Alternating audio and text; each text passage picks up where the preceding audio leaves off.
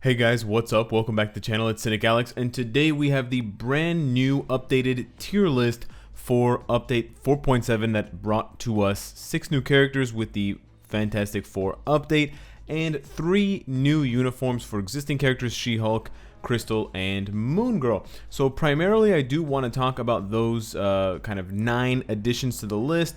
They're all bolded, whether they are new characters or they are existing characters that got moved, and thankfully all 3 uniforms are very good. So all 3 characters moved from either the advanced or the normal tier all the way up into the heroic tier. So I'm very proud of them for I'm proud of, I guess, the devs for fixing those characters, and I'm also happy to see that those characters, at least in my opinion and the opinions of people that I hold in esteem, to be much better, more functional characters now. Additionally, you guys will notice from the list that we now have returned to the scrolling function. So if you're missing characters here at the bottom, you've got to scroll. You might not see past Supergiant and Singularity. Just use your scroll wheel, please, or use your keyboard. We are no longer listing multiple characters on the same box. I polled you guys in the chat or in the comments, and you guys hated the idea or the way it looked, so I went back. Now, talking about the new characters and where I see them kind of fitting in, we'll go from the left to the right because there's a couple of big hitters here in the Mythic tier, and actually Mr. Fantastic is surprisingly absent. Now, for now, I'm putting him in the Legendary tier. I'm going to talk about him first, even though he's not there. He's probably going to make his way into the Mythic tier, but the problem is that I don't have him tier 3, and the vast majority of players don't have him at tier 3. I've only seen one player, that's right, one player that has him at tier 3, so I don't know if it's cold feet, that people are scared we're going to get another bad combat hero after Black Panther. Possibly people just aren't very impressed with Mr. Fantastic at tier 2, so they don't want to tier 3 him. Additionally, people might be rushing to rank up Dr. Doom, and even though he's not tier 3able, getting him to level 70 gear 25 is so incredibly expensive that it may force people not to do Mr. Fantastic, and that's actually the boat that I'm in right now. Additionally, the actual Fantastic Four Epic Quest was insanely expensive. I spent over 10,000 Black Antimatter and something like 5,000 Chaos Nordstones. So yeah, I think maybe a lot of people are just broke as fuck. So, but with that being said, I can't reasonably put him in the Mythic tier alongside Captain America and Black Panther because I just haven't seen his potential. And honestly, at tier 2, and from what I've seen of the one player at tier 3, he is not impressive. So I'm a little bit disappointed in Mr. Fantastic, especially considering the cost of his Epic Quest. He should be more powerful, but you know, maybe we'll warm up to him as more people get him to tier 3. We can see where his maximum potential lies, and possibly he'll need a uniform in the future to actually come into his Mythic tier, which is where he should be in the first place as an expensive Epic Quest main hero. Unlike Mr. Fantastic, damn, Invisible Woman, you're badass as fuck. Now, she is below Psylocke for the moment, but I still don't have her level 70. I still haven't maxed her out to really push her all the way, but I'm fairly confident that with more testing and more discovery of her skills and of her kind of maximum potential in terms of power, output, and even possibly PvP, she'll definitely overtake Psylocke and move closer to kind of the Emma Frost range. She's extremely powerful. She has so many effects that make her a very good character. She's got the support at tier 2 to give her allies the guard hit. She's got self-healing on her second skill or her third skill. She's got all defense down. She's got charm for 5 seconds that you can cast basically infinitely. She's got iframes, immunity, and she also has, because of the charm effect, she has basically the same amount of support as a striker as someone like Scarlet Witch. And Scarlet Witch is coveted with her uniform for that 5 seconds of mind control that she drops. And honestly, I think Invisible Woman might be more effective than Scarlet Witch and more consistent at dropping that mind control buff. So if you don't have her as a striker, you better damn well get her as a striker because she's very, very good. So she makes it on this list absolutely at the Mythic tier, able to take down level 40 or 45 Corvus at level 60 gear 20, which is bananas, especially since she doesn't even have a uniform yet. The final Mythic tier character that I put here is Dr. Doom, and he may end up finding himself the number 2 universal character in the game, right behind Thanos, depending on how he does for ABX. They're there are already, and there are growing, the number of people who are strongly confident. They don't have absolute proof, but they're very confident in their assertion, the idea that Dr. Doom is a PvP badass, a powerhouse for player versus player, timeline battle, Alliance Conquest, Alliance Tournament. He pulls out that gun and he blaps you in the back of the head and you're dead, and does 500% of his energy damage, which is hilarious. And why wouldn't Dr. Doom be a powerful PvP character? He's got basically all the weapons that Strife has, plus all the weapons that Jean Grey has. I mean, what doesn't he have? Long iframes, penetration, revive, fracture.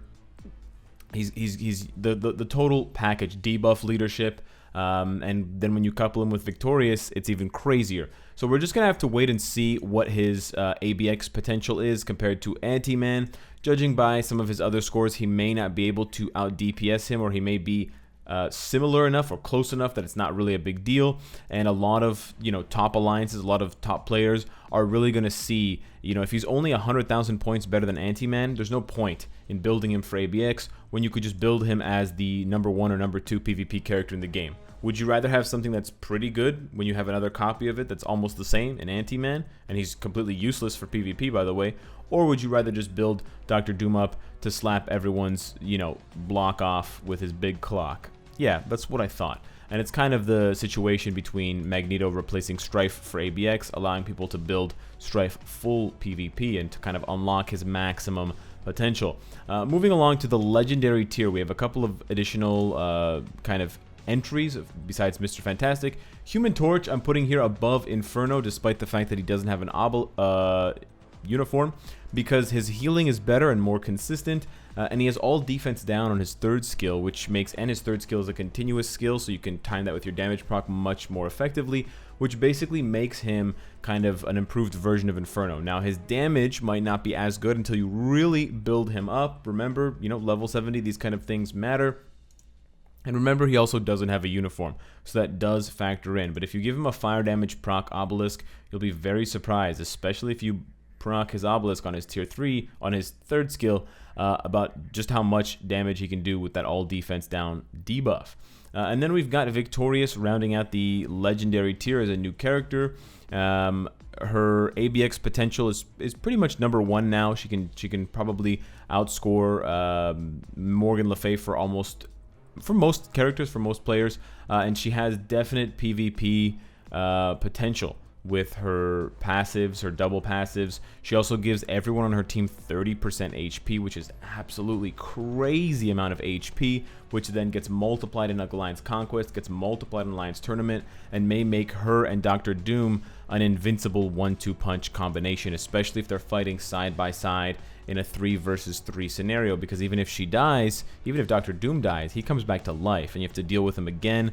Her leadership also for Dr. Doom gives him an additional 20% all damage reduction and 35% all attack or energy attack. So it's really crazy the kind of synergy that this character provides specifically with Dr. Doom. So you may end up seeing Victorious's value rise on the tier list as Dr. Doom's value rises as well, because if they go hand in hand, if they become the best 1-2 punch for any Alliance Conquest defense team, if they become the number 1-2 punch for Alliance Tournament, even timeline battle, it's going to be kind of a nightmare for players to deal with, and that side of the game is going to be completely stomped by those 2 villains.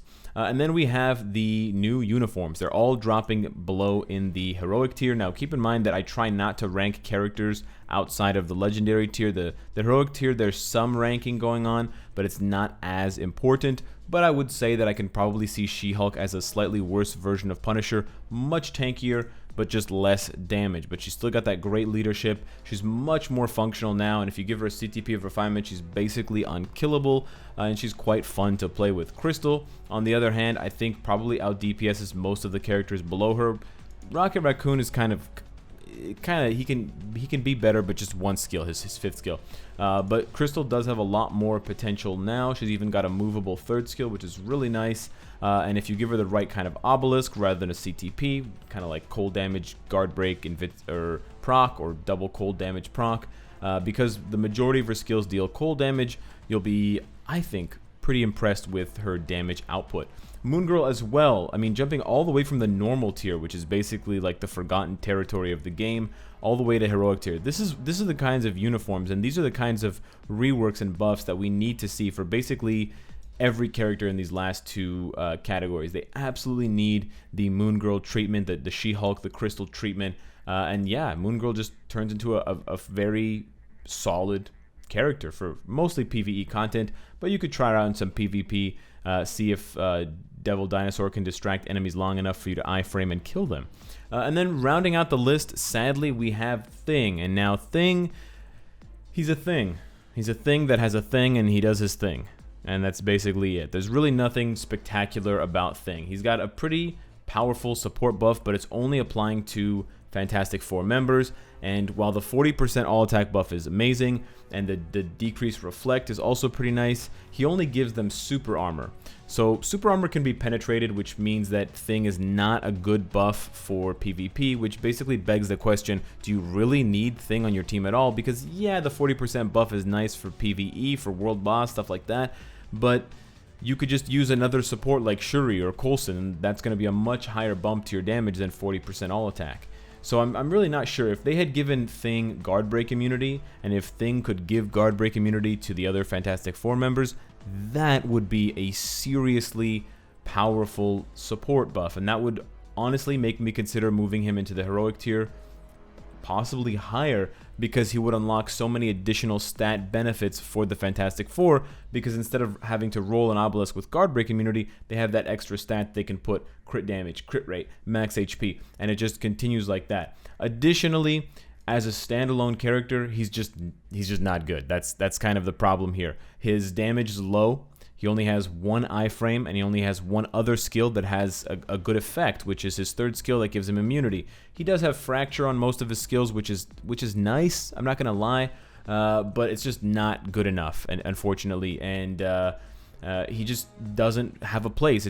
He's got the combat character, the combat class syndrome, where all of his skills just look like lame kicks and lame punches, and he just kind of smacks the ground a little bit. It's kind of like Hulk before he got his Ragnarok uniform. You just don't really want to play with him, although you do want to play with him and you want to see him smash things, and his fifth skill does a good job of illustrating the smash, but seriously, skills 1 through 4 are so lame. They're guard breakable, they're interruptible, there's no iframe. It's just a frustrating mess. And so Netmarble clearly has not learned how to make combat characters properly. Mr. Fantastic is an indication of this.